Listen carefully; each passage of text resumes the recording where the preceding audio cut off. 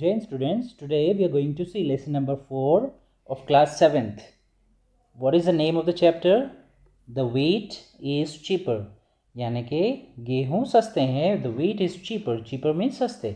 Okay, इसका part 1 हम already बता चुके हैं.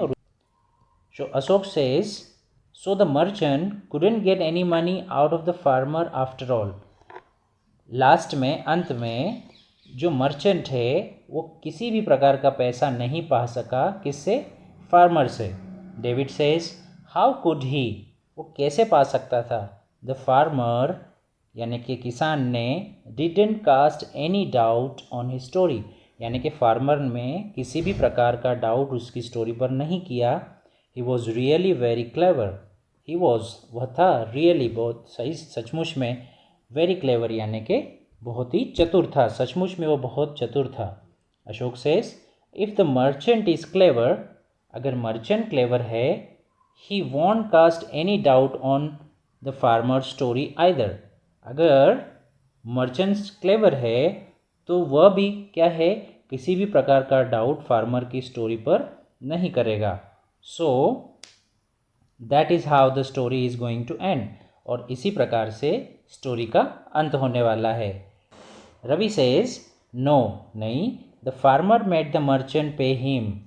फार्मर ने मर्चेंट से पैसे लिए. कुछ इस तरीके से हम इसका ट्रांसलेशन कर सकते हैं. David says, did the merchant cast doubt on farmer story. क्या मर्चेंट ने फार्मर की स्टोरी पर डाउट किया? Ravi says, no. David says, then how could he make the merchant pay him any money at all? तो फिर ऐसा कैसे संभव हुआ कि अंत में मर्चेंट को, किसान को पैसे देना पड़ा? Ravi says, don't ask me, मुझे पूछिए मत. Listen to the farmer story, farmer की स्टोरी सुनिए तो आपको पता चलेगा. थैंक यू, आपका धन्यवाद. फॉर दिस इंटरेस्टिंग स्टोरी, ये इंटरेस्टिंग स्टोरी के लिए आपका धन्यवाद. said the farmer, फार्मर ने कहा. but mine is simpler, लेकिन मेरी तो बहुत सिंपलर है, बहुत सिंपल है. shall I begin, क्या मैं शुरुआत करूं? the merchant said, मर्चेंट ने कहा. yes please, हाँ बिल्कुल. the farmer began the story, farmer began मतलब शुरुआत करी. किसकी शुरुआत करी? स्टोरी की. किसान ने स्टोरी की शुरुआत करी. my father was a farmer, वो बोलता है माई फादर, मेरे पिताजी, वॉज थे, अ फार्मर मतलब किसान, मेरे पिताजी किसान थे.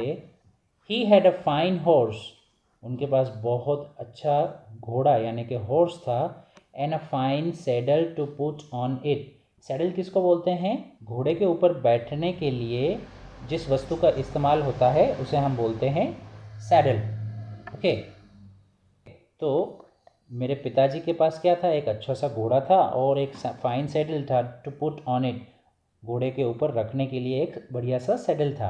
एवरी संडे, हर Sunday, he used to go on his horse, वह उनके हॉर्स पर जाते थे. कहाँ? टू द मार्केट, यानी कि मार्केट, यानी कि मार्केट में हर संडे वो अपने घोड़े से जाते थे. इन द नेबरिंग विलेज, यानी कि नेबरिंग विलेज में, यानी कि पास के गांव में जो मार्केट लगता था वहाँ पर हर संडे वो अपने घोड़े से जाते थे. पीपल एडमायर्ड, एडमायर्ड का मतलब होता है रिस्पेक्ट करना भी, और एडमायर का मतलब होता है तारीफ़ करना भी होता है. ठीक है, तो पीपल एडमायर्ड द हॉर्स, लोग उनके हॉर्स की तारीफ़ करते थे. एंड इट्स सैडल, यानी कि उसके सैडल की भी तारीफ़ करते थे. एंड दे यूज टू से, और वो कहते थे, क्या कहते थे? What a fine horse, what a fine saddle. वो कहते थे क्या बढ़िया हॉर्स है, कितना बढ़िया सैडल है. वो हमेशा ऐसा बोलते थे लोग. वन संडे, एक रविवार, माय फादर, मेरे पिताजी ने, पुट द सैडल, यानी कि सैडल को घोड़े पर रखा. ऑन द हॉर्स, यानी कि घोड़े पर. And rode to the market, और मार्केट की तरफ सवारी करते हुए चले. When he return home, when यानी कि जब, ही रिटर्न होम जब वो घर लौटे. ही फाउंड दैट, उन्हें मिला या फिर उन्होंने देखा कि हॉर्स हैड अ सोर ऑन इट्स बैक, कि हॉर्स के ऊपर एक घाव जैसा लगा हुआ है। सोर मीन्स क्या हो सकता है, हम घाव बोल सकते हैं। Was it very big, the merchant asked, merchant ने पूछा, वॉज इट वेरी बिग, क्या वो बहुत बड़ा था। Yes, the farmer replied, farmer ने रिप्लाई किया, हाँ वो बहुत बड़ा था। As big as the palm of your hand, कितना बड़ा था, as big as the palm of your hand, यानी कि आपके हाथ की जो पाम है, हथेली है ना, वो बड़ा था। Do you know how he it got the सोर, आपको पता है उसे ये सोर कैसे हो गया, ऐसे ये घाव कैसे लग गया। हाउ कैन आई, मुझे कैसे पता चलेगा। आस्क्ड द मर्चेंट, मर्चेंट ने पूछा मुझे कैसे पता होगा। लुकिंग वेरी क्लेवर, बहुत ही चतुराई से देखते हुए, I only know that the sore was as big as the palm of my hand, I only know, मैं उतना ही जानता हूँ, दैट के द सोर यानी कि घाव, वॉज था, as big as the palm of my hand, मेरे हाथों की हथेली जितना ही बड़ा था, मैं केवल उतना ही जानता हूँ। It must have given the poor animal a lot of pain, it must have given the poor animal, एक गरीब एनिमल को उसने बहुत ही, लॉट ऑफ पेन का मतलब होता है बहुत ही ज़्यादा दर्द दिया होगा, ऐसा मैं मानता हूँ। नो इट डिडंट, नहीं ऐसा नहीं हुआ। Though it was as big as the palm of your hand, चूँकि वो जो घाव था वो आपके हाथ की हथेली जितना बड़ा था।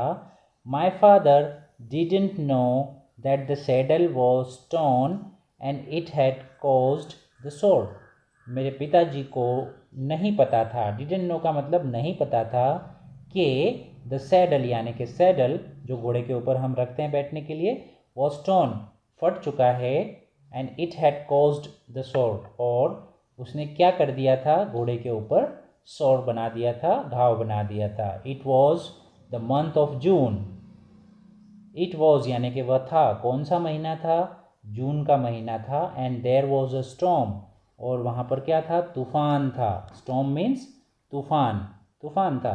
The poor horse got a lot of dust into the सोर, देखिए लॉट ऑफ डस्ट का मतलब बहुत ज़्यादा धूल मिट्टी है ना, एंड गॉट मतलब उसने पाई या मिली या उस पर आ गई, इनटू द सोर यानी कि सोर में, घाव पर उसको बहुत ज़्यादा मिट्टी लग गई।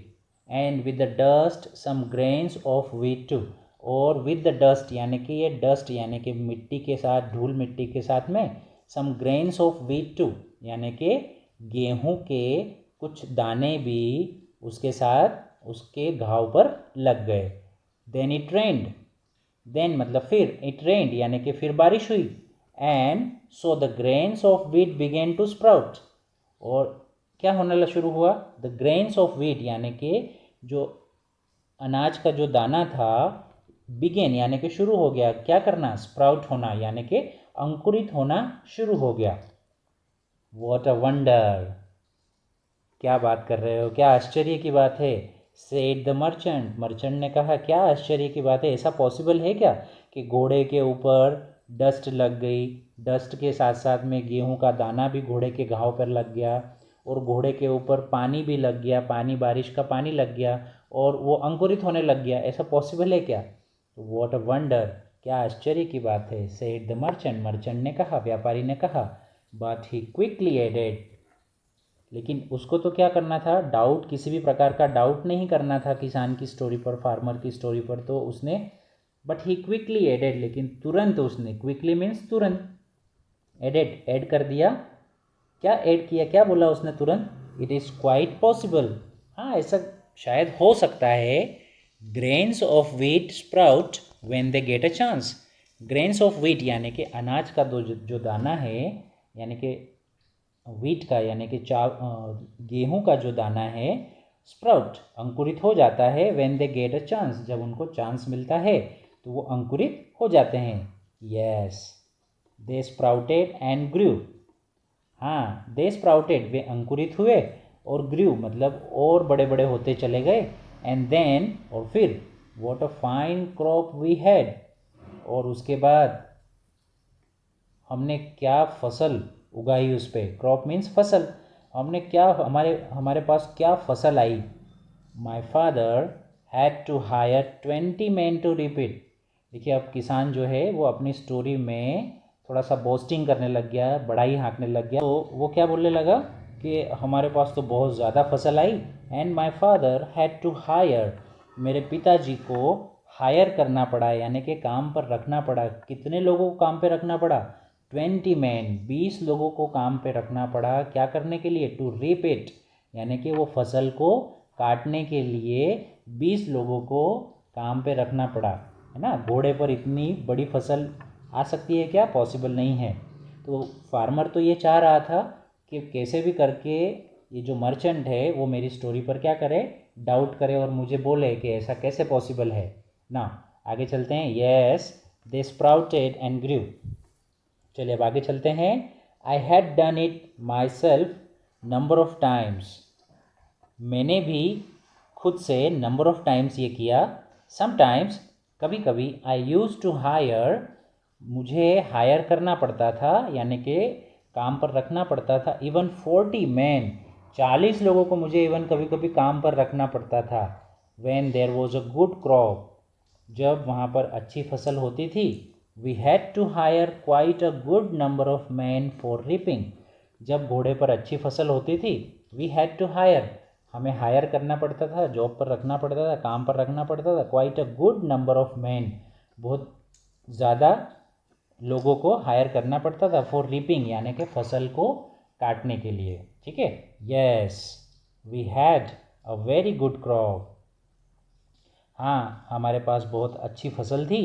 And we reaped 40,000 kilo of wheat off the horse's back, यानी कि घोड़े की पीठ पर से हमने 40,000 किलोज, 40,000 किलोज मतलब बहुत बड़ा नंबर है ना। 40,000 किलोज ऑफ वीट, यानी कि गेहूं के कितने किलो हमने उगा लिए घोड़े की पीठ पर से?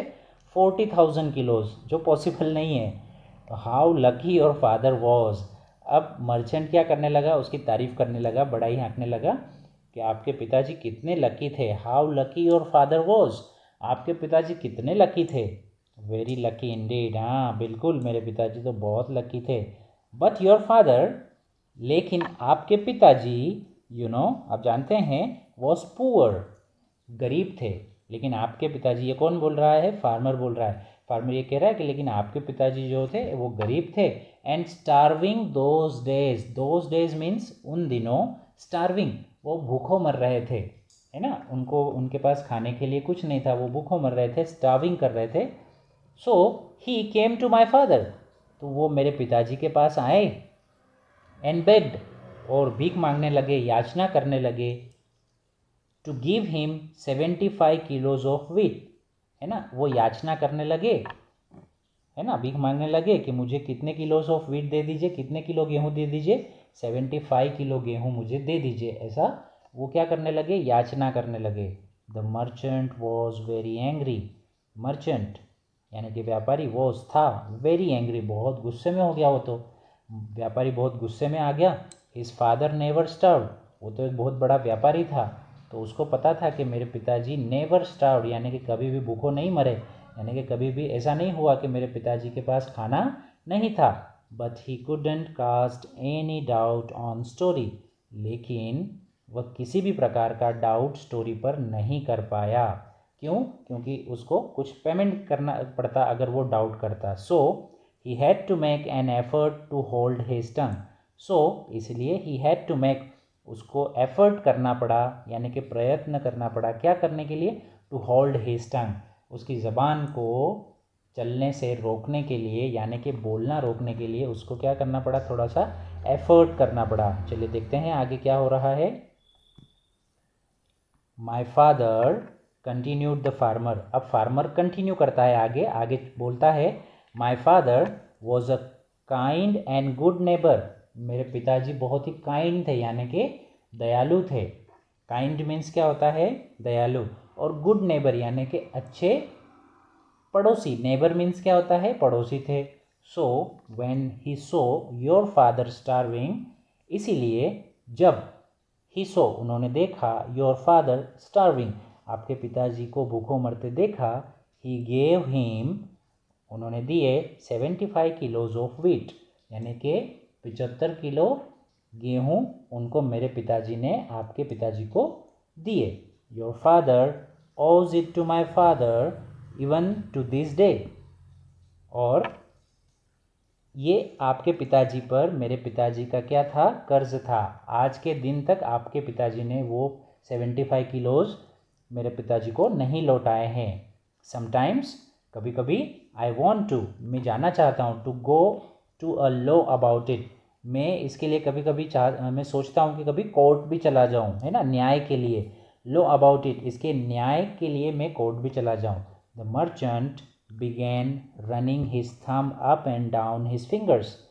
अब क्या कर रहा है मर्चेंट? अब इतना सुनने के बाद में मर्चेंट, वो तो व्यापारी आदमी है ना, तो मर्चेंट बिगेन, शुरू करता है, रनिंग यानी कि दौड़ाना, हिज थंब यानी कि उसके थंब को गिनती करने के लिए, जैसे हम क्या करते हैं, हमारी फिंगर्स के ऊपर थंब को दौड़ाते हैं ना, फिंगर्स जो होती है ना, उसमें काउंटिंग करने के लिए 1 2 3 से हम लोग क्या करते हैं, हमारे थंब को हम रन करवाते हैं। तो वो क्या करने लगा, गिनती करने के लिए अपने थंब को फिंगर्स के ऊपर अप एंड डाउन रन करवाने लगा, दौड़ाने लगा।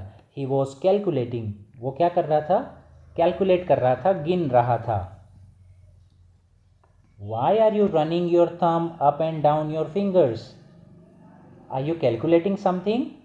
अब किसान उसको पूछ रहा है, why are you running your thumb up and down, आपका जो अंगूठा है, थंब है, उसको आप अप एंड डाउन आपकी फिंगर पर, ऊपर नीचे आपकी फिंगर पर क्यों कर रहे हो। आर यू कैलकुलेटिंग समथिंग, क्या आप कुछ गिन रहे हो। समथिंग मीन्स कुछ, कैलकुलेटिंग गिनती कर रहे हो, क्या आप कुछ गिनती कर रहे हो। येस आई एम, हाँ मैं कर रहा हूँ। द मर्चेंट रिप्लाइड, मर्चेंट ने रिप्लाई किया।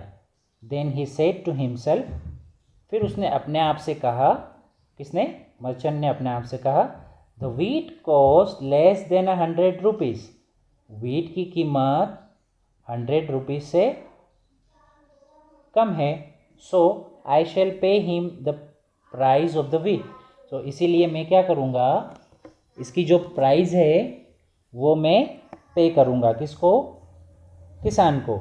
ही टर्न टू द फार्मर, वो फार्मर की तरफ मुड़ा, गिविंग हिम 75 रुपीज़, है ना, और उसको क्या करा, उसने 75 रुपीज़ दे दिए।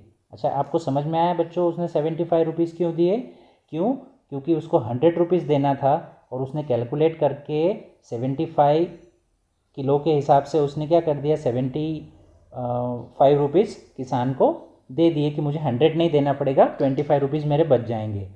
Here is the money for the wheat, और आपके गेहूं के लिए ये रहे पैसे। Thank you said the farmer, farmer ने कहा, आपका धन्यवाद। You are very fair and honest, अब वो तारीफ़ करने लगा कि आप बहुत फेयर हैं, मतलब आप भेदभाव नहीं करते हैं, और ऑनेस्ट है यानी कि आप ईमानदार हैं। And I liked the bargain, और मुझे आपका जो बार्गेन है, बार्गेन मतलब क्या होता है, मोल भाव, है ना। जब हम किसी दुकान पर जाते हैं तो दुकानदार हमें कहता है कि 60 रुपये किलो बनाना मैं दूंगा, तो आप क्या बोलते हो, नहीं मुझे 40 रुपीज़ दे दीजिए, तो आप क्या करते हो, बार्गेनिंग करते हो, तो उसको बोलते हैं बार्गेन। तो किसान बोलता है, फार्मर बोलता है, आई लाइक्ड द बार्गेन, मुझे ये बार्गेन पसंद आया। ठीक है, तो आफ्टर ऑल इसमें क्लेवर कौन था, किसान था या फिर मर्चेंट था। ऑफ कोर्स कौन था, किसान। रवि सेज एंड नाउ, और फिर David isn't the wheat cheaper, David क्या जो गेहूं था वो चीपर नहीं था। David says yes I don't want to cast a doubt on your story, और डेविड भी कहता है कि I don't want to cast, मैं आपकी स्टोरी पर किसी भी प्रकार का डाउट नहीं करना चाहता। आई अग्री, मैं अग्री हूँ, सहमत हूँ कि द वीट इज़ चीपर, यानी कि वीट जो था, गेहूँ जो थे वो क्या थे, चीपर थे। आप सभी बच्चों को भी समझ में आया होगा ये पूरी स्टोरी। अगर नहीं समझ में आया तो वीडियो को रिवाइंड करके 1 या 2 बार और देखिएगा, रिवाइंड करिएगा वीडियो को, और इसमें जो भी वोकैबलरी यूज़ हुई है आप सभी बच्चों को सारी वोकैबलरी याद भी करना है। इसकी एक्सरसाइज हम नेक्स्ट लेक्चर में देखेंगे। Till then goodbye and take care.